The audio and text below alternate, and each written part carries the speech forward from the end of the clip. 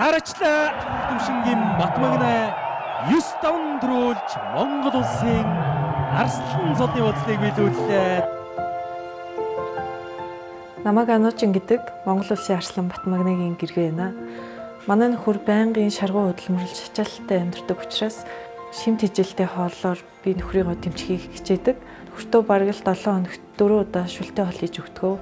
Шүлтэй хоол нь тамирчин хүний биеийн эсэргүүцэл мөн тархлааг дэмжиж тамирт ихийг тэтгэдэг учраас шүлтэй хоол нь хамгийн зөв хоол гэж боддог.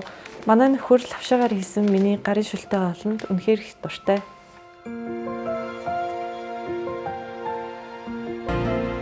Мэдээж тэгээд бэлтгэл сургуультаа тараад гэртээ ирэхэд бол тамирчуунд хамгийн сайхан зүйл гэдэг нь бол эхнэр хүүхэд гэрээ халуун дулаан үр амьсгал шивнэр тавьж байгаа шүлтэй хоолоос ахгүйгээр бүх зүйл сайхан байдаг та.